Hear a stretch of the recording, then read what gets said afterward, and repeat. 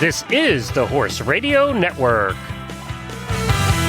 Greetings, everyone. Coach Jen here, and thanks for tuning in to Horse Tip Daily, episode 1423, brought to you by Wintec Saddles. For today's tip, I sit down with Ocala, Florida-based vet Dr. Elizabeth Weber to learn what a Bute challenge test is, and whether or not it's good if your horse passes or fails. And we'll get right to our tip after this from our sponsor, Wintec Saddles.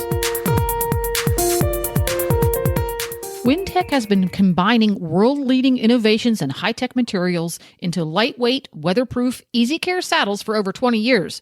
So it's easy to see why Wintec is the world's #1 synthetic saddle brand. The comprehensive Wintec range offers not only cutting-edge designs, but new standards in fit, comfort, and performance. Benefits for both you and your horse. For example, wide fit is no worry now, with the Wintec 2000 All-Purpose and Wintec Pro models now available in wide fit. And what about our much-loved off-the-track thoroughbreds and their famously tough-to-fit high withers? Wintec has them covered too with the Wintec 2000 High Wither model. I might mention right here that I've ridden in the Wintec 2000 All-Purpose saddle for years. The seat is just deep enough for a comfortable, secure fit, and the grippy seat means full seat breeches are an option, not a necessity. Plus, it's well balanced, so legs and seats stay where they should. Check out the entire Wintec line of saddles at wintec-saddles.com or visit your local retailer and sit in one today.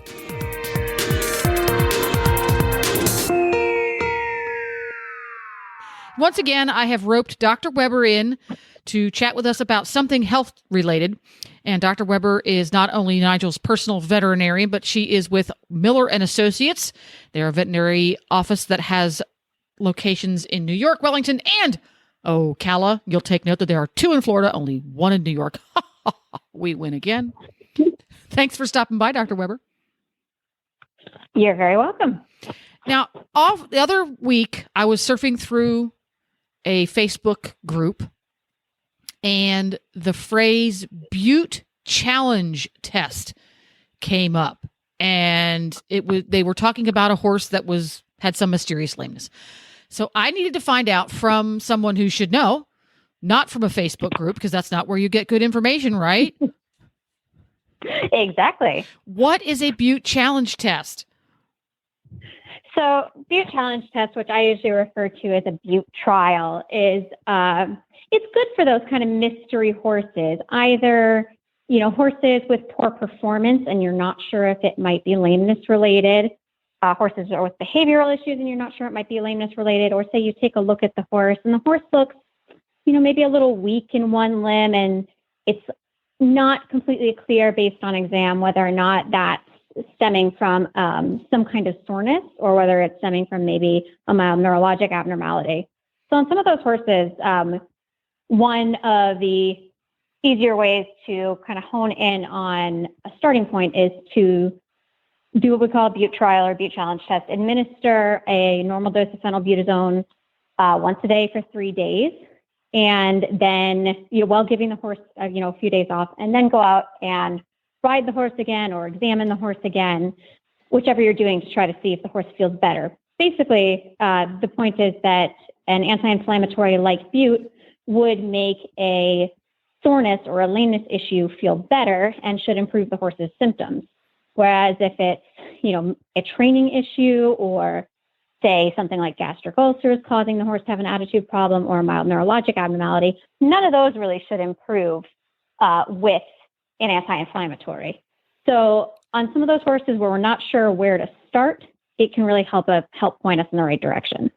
Very interesting. Now, is there a reason or is it important that Bute is used? Because there are lots of NSAIDs available in the universe today, and it's referred to as a Bute trial. Is that because it started out back when there was only Bute available, or does it make a difference? You could use others. It's usually most straightforward to use Bute because of the rapidity of onset. We have Equiox, which is an excellent medication, but it can take a lot longer to reach therapeutic levels in the blood. So could cloud the issue a bit if you hadn't fully kicked in. Likewise, we could use Banamine, but it actually doesn't last quite so long. and you could use ketoprofen, but it's quite expensive. So, Bute has the advantages of being readily available, fairly inexpensive, and effective. It ain't broke, don't fix it. Pretty much. Pretty much. Okay, so are there things that a horse owner might go, oh, I need to do a Bute challenge test, a Bute trial for this, that yes, it is a lameness, but no, it's not going to make a difference. Something that comes to mind would be a horse has an abscess. And sometimes horses get abscesses and they go three-legged lame and the owner freaks out because they have a broken leg. But sometimes a horse can have an abscess and they're just a little off. Would a Bute trial have an effect on an abscess? In a horse that's only mildly off, it likely would make the horse better.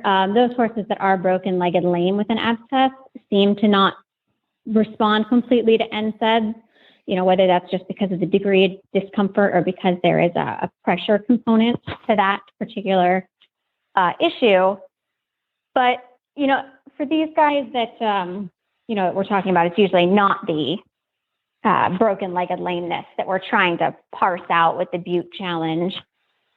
So, could you have certain types of lamenesses that don't respond that well to Bute? Sure. Another possible issue that comes to mind is a horse that has, say, a chiropractic abnormality, has a slightly shortened stride. Maybe it started as being a little bit sore, but now the horse, mechanically is traveling that way, even if you improve the soreness. So it's not foolproof, but it can really help distinguish some of these horses where we're going, is that horse a little neuro or is it a little sore? Mm-hmm. Or the horse that's grumpy and trying to refuse to work. Is that horse have sore feet? Is that horse sore in his hocks? Any of those things on the one side, a horse doesn't want to work because it's sore. Mm-hmm. Or is the horse sour, ulcery, and any of the other possible reasons why they might not want to perform. So you do a Bute trial with a horse. The mm-hmm. horse gets a little bit better. It's like, positive result. Right. The anti-inflammatory made the horse feel better. What's the next mm-hmm. step for the veterinarian to take? The next step is to say, okay, we have a horse with a pain or a discomfort issue. Now we need to sort out where the pain is coming from.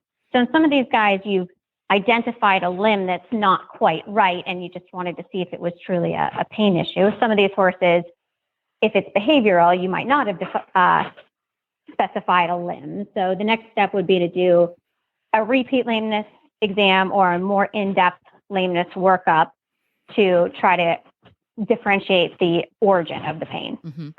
So you do the Bute trial. It doesn't change mm-hmm. the way the horse goes. Then what happens?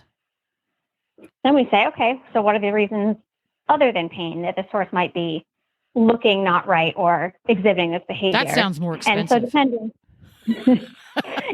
it depends on what it is that got you, looking at the horse in the first place. So is it that the horse is a little weak? Okay, well, if it's not a pain issue, then maybe we're going to look at some possible neurologic components.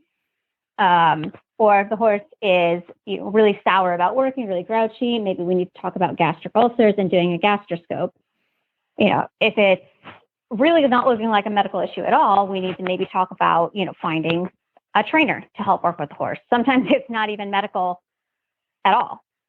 There you go. Isn't that interesting? Well, how useful is that? Again, thank you, Dr. Weber, with Miller and Associates, located in New York, Wellington, and Ocala, for stopping by and clearing up some muddy waters. You're very welcome.